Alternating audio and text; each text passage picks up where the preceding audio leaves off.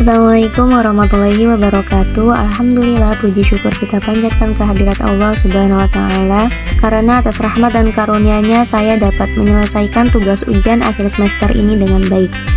Shalawat dan salam semoga tercurah kepada Nabi Muhammad SAW, keluarga, sahabat, dan seluruh umatnya. Perkenalkan, saya Azhara Naila, mahasiswa pendidikan agama Islam Universitas Ibnu Khaldun Bogor. Pada video ini saya akan menyampaikan sebuah rangkuman materi ujian akhir semester mata kuliah Akidah Islamiyah dengan dosen pengampu Bapak Dr. Haji Ahmad Alim LCMA.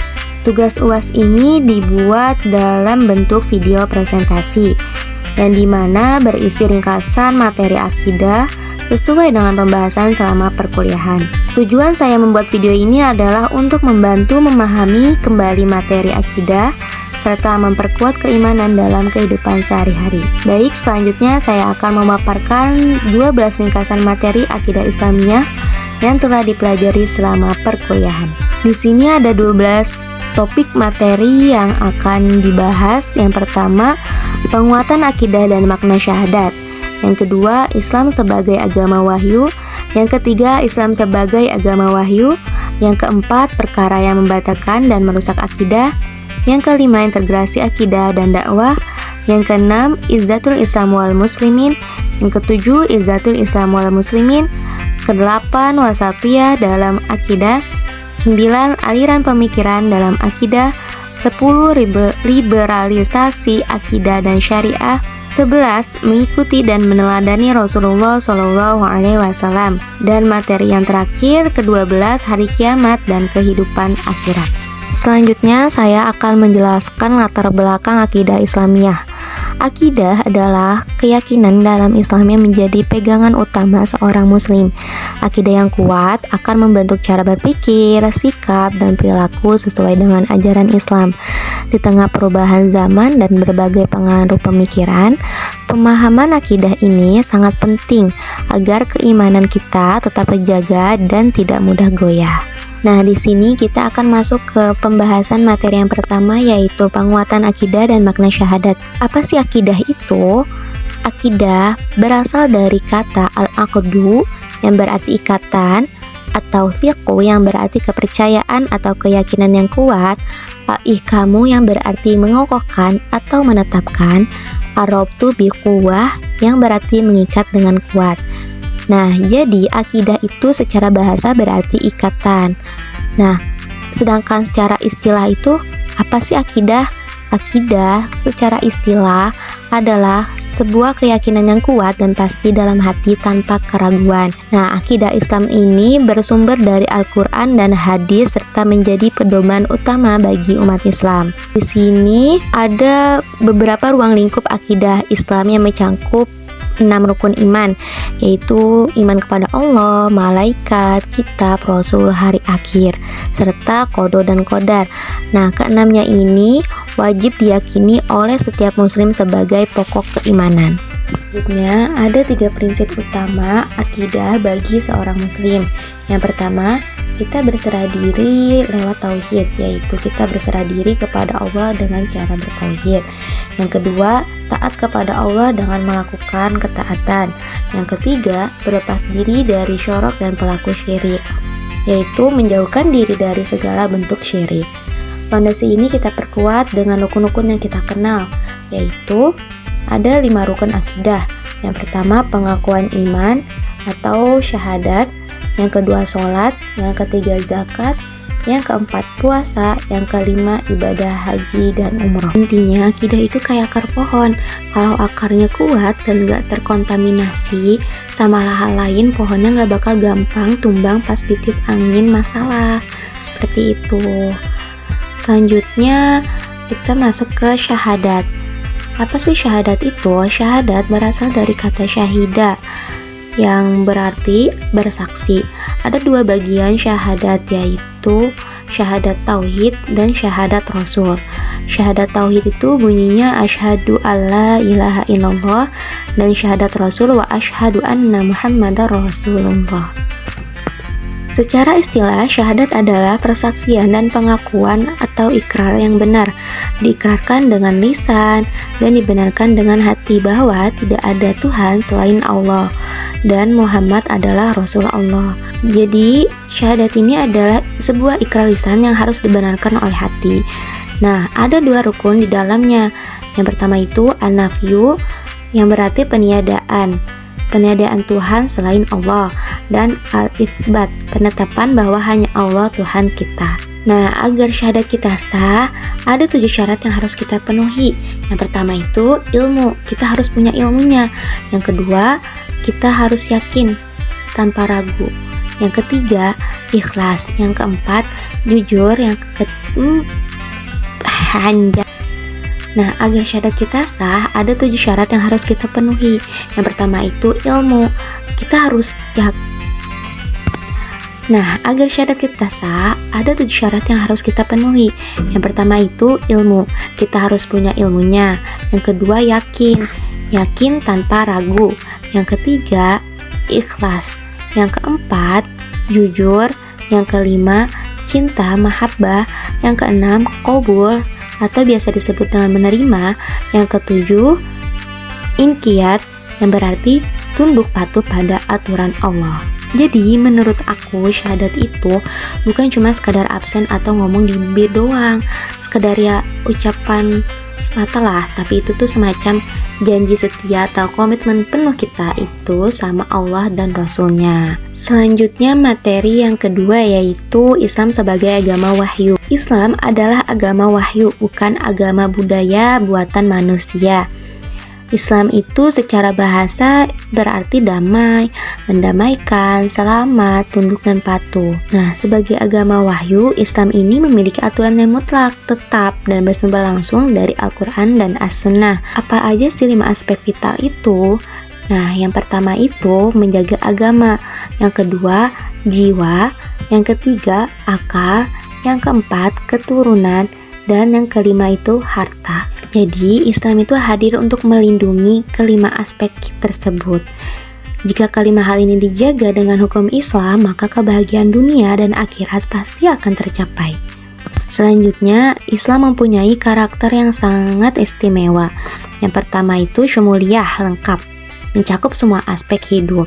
Yang kedua, alamiyah, berlaku universal untuk seluruh dunia. Yang ketiga, rabbaniyah, bersumber langsung dari Tuhan. Dan yang paling penting di era sekarang itu adalah wasatiyah, atau yang disebut dengan moderat. Nah, kita adalah umatan wasaton, umat yang adil dan seimbang. Kita tidak ekstrim atau yang biasa disebut dengan gulo, dan tidak juga meremehkan agama tafrid. Kita mengambil jalan tengah sesuai pemahaman para sahabat Nabi, tidak ditambah dan tidak dikurangi. Ke materi yang berikutnya yaitu Islam sebagai agama wahyu. Jadi Islam itu agama yang diturunkan oleh Allah sebagai rahmatan lil alamin. Islam itu sebagai agama wahyu yang mempunyai akidah yang jelas, kitab sucinya terjaga, dan agama wahyu itu adalah agama yang berbeda dengan agama budaya. Nah, bedanya apa sih? Nah, kalau bedanya itu, kalau agama budaya, agama yang lahir tanpa kitab suci atau kitab yang dinisbatkan kepada buatan manusia. Kalau agama Islam itu kitab sucinya jelas, yaitu Al-Quran, dan diturunkan kepada Nabi Muhammad SAW yang memiliki ajaran yang jelas dan baris ketuhanan, kebenarannya mutlak, aturannya tetap. Hikmah Islam sebagai agama wahyu. Yang pertama itu memberi petunjuk hidup yang benar, menjaga manusia dari kesesatan, dan mengatur hubungan manusia dengan Allah dan sesama.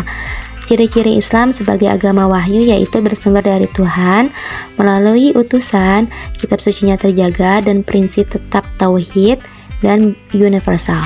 Selanjutnya materi yang keempat yaitu perkara yang membatalkan dan merusak akidah. Apa aja sih perkara yang membatalkan akidah? Yang pertama itu syirik kepada Allah. Yang kedua, kufur terhadap Allah dan ajarannya. Yang ketiga, menghina Allah, Rasul, dan ajaran Islam. Yang keempat, menghalalkan yang jelas diharamkan. Yang kelima, sihir dan meminta bantuan dukun. Nah, perkara yang merusak keimanan akidah apa aja sih? Yang pertama itu riya dalam ibadah. Yang kedua, ujub dan sombong. Yang ketiga, bergantung berlebihan kepada makhluk. Yang keempat, percaya pada takhayul dan khurafat. Nah, cara menjaganya tuh gimana? Cara menjaganya itu yaitu kita harus memahami tauhid dengan benar, menuntut ilmu agama, menjaga niat dalam ibadah, dan menjauhi perbuatan syirik, kufur, dan hal-hal yang merusak iman. Jadi, akidah itu ibarat barang pecah belah, harus dijaga banget biar gak retak gara-gara sifat pamer atau percaya sama ramalan-ramalan yang gak jelas itu. Begitu, karena bahayanya merusak akidah itu dapat melemahkan iman kita, mengurangi keikhlasan, dan menjauhkan dari pertolongan Allah. Nah, selanjutnya materi yang kelima yaitu integrasi akidah dan dakwah. Akidah adalah fondasi utama bagi setiap muslim. Akidah bukan sekadar keyakinan yang terpendam dalam hati, tapi juga penggerak untuk mengajak sesama menuju jalan Allah. Nah, inilah integrasi akidah dan dakwah. Kalau dakwah itu apa sih? Dakwah itu adalah kegiatan mengajak, menyeru, dan membimbing manusia menuju jalan Allah. Dakwah ini tidak hanya dilakukan melalui ceramah, tetapi juga melalui perilaku, keteladanan, dan sikap hidup kita sehari-hari.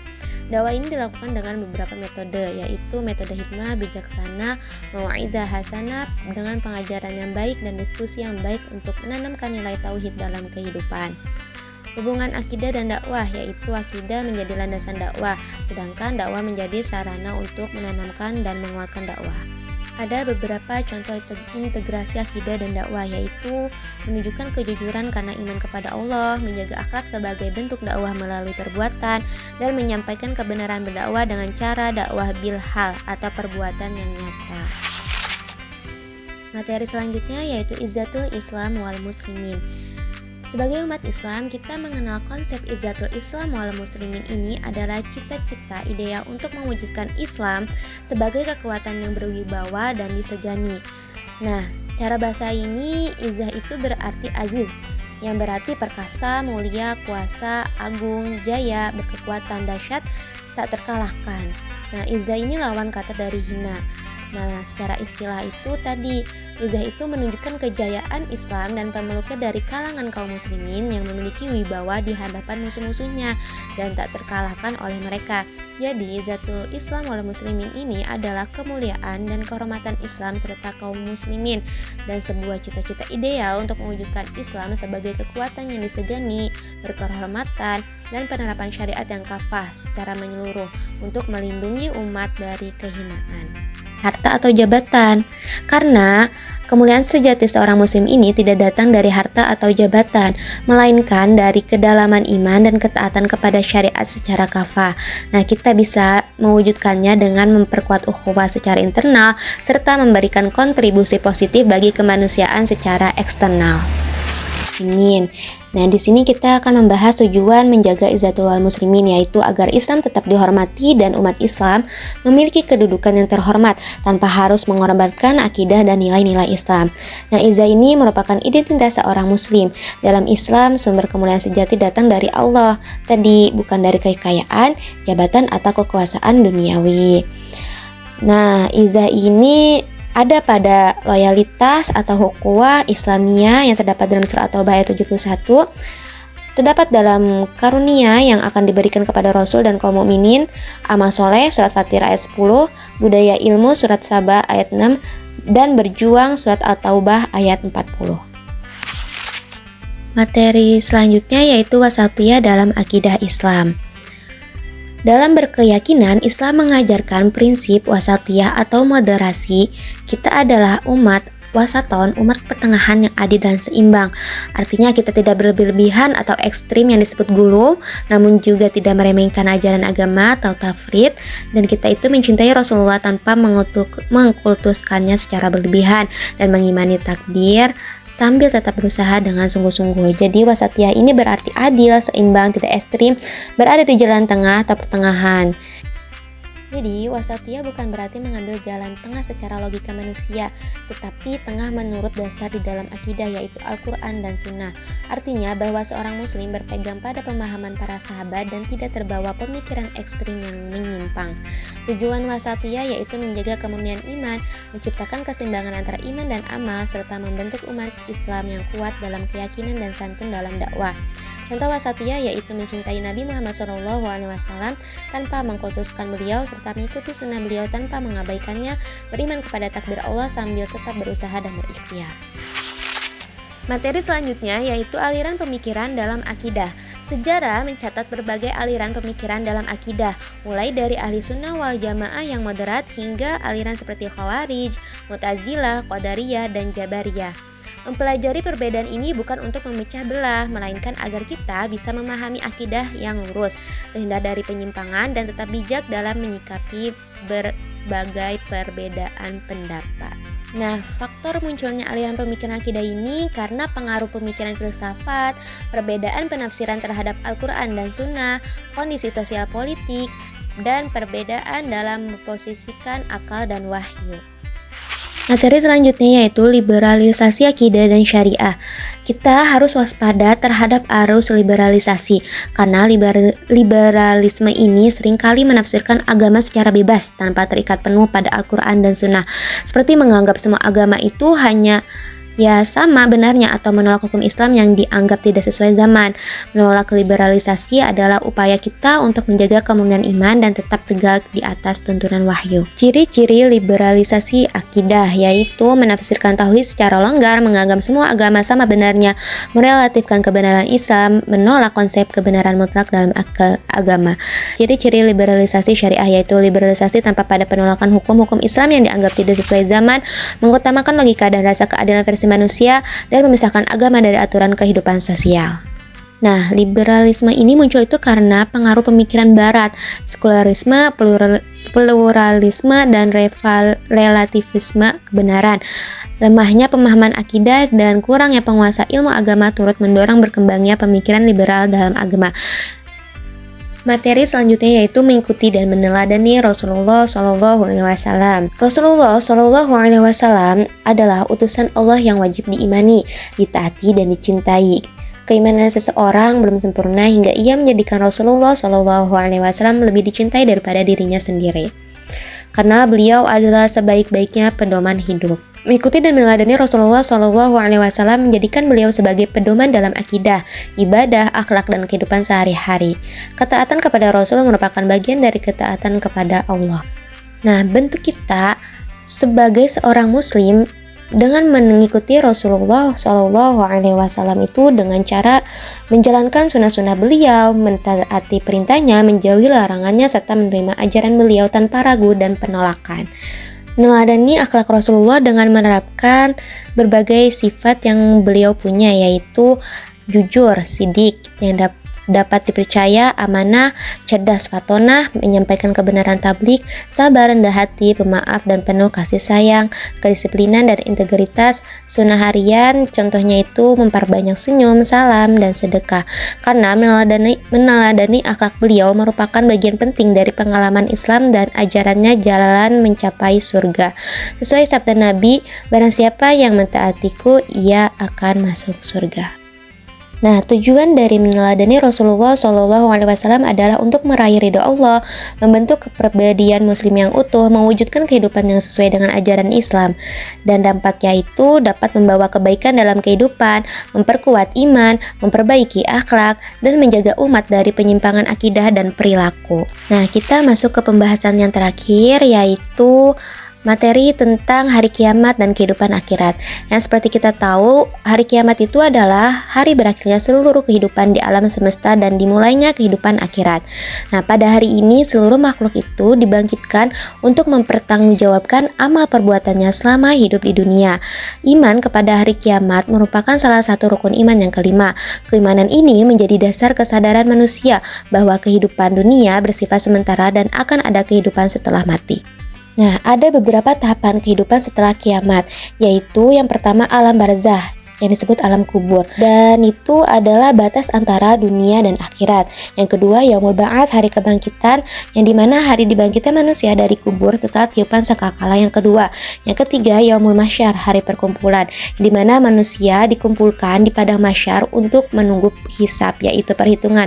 Dan selanjutnya yang keempat itu yaumul hisab dan mizan, perhitungan atau penimbangan, yang dimana semua amal perbuatan manusia ditimbang secara adil.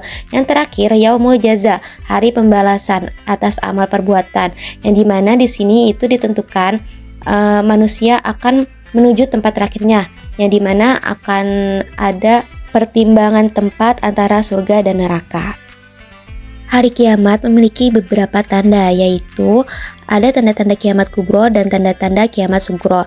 Tanda-tanda kiamat kubro atau kiamat besar yaitu munculnya Dajjal, turunnya Nabi Isa alaihissalam, keluarnya Imam Mahdi, terbitnya matahari dari barat, keluarnya Dabbatul Ard atau binatang melata, dan keluarnya Ya'juj Ma'juj. Tanda-tanda kiamat sugro atau yang biasa kiamat kecil yaitu kematian individu, bencana alam, wabah penyakit, tanda-tanda sosial seperti mulai kebodohan, maraknya riba, wanita yang berpakaian telanjang, banyak fitnah dan agama dianggap tidak penting, perzinaan, dan wafatnya orang-orang soleh. Kita membahas hari kiamat dan akhirat ini itu bukan untuk menakut-takuti, melainkan agar kita sadar bahwa dunia ini hanyalah sarana bukan tujuan akhir.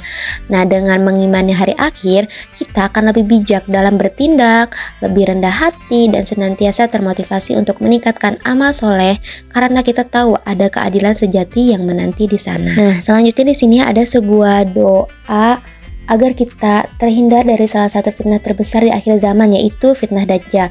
Rasulullah SAW mengajarkan kita sebuah doa perlindungan yang sangat penting, yaitu Allahumma inni a'udzubika min adzabi jahannam wa min adzabil qabr wa min fitnatil mahya wal mamat wa min syarri fitnatil masiihid dajjal. Lalu, bagaimana sih cara kita mengamalkannya dalam kehidupan sehari-hari? Pertama, bacalah doa tadi di setiap sholat wajib, tepatnya setelah tasyahud akhir sebelum salam. Kedua, rutinkan membaca surat Al-Kahfi, terutama di hari Jumat. Dan yang ketiga, usahakan untuk menghafal 10 ayat pertama surat Al-Kahfi sebagaimana pesan Rasulullah SAW agar kita terjaga dari fitnah Dajjal. Nah, itulah beberapa materi mengenai akidah Islamiyah. Saya sadar kemampuan saya dan kesempurnaan hanya milik Allah. Jadi saya mohon maaf yang sebesar-besarnya apabila masih banyak kekurangan baik dalam penyampaian maupun materi yang disajikan. Semoga apa yang kita bahas hari ini bisa menjadi pengingat bagi kita semua untuk terus memperbaiki diri. Sebagai penutup, burung dara, burung cendrawasih terbang tinggi ke Papua. Cukup sekian dan terima kasih. Semoga bermanfaat untuk semua. Wassalamualaikum warahmatullahi wabarakatuh.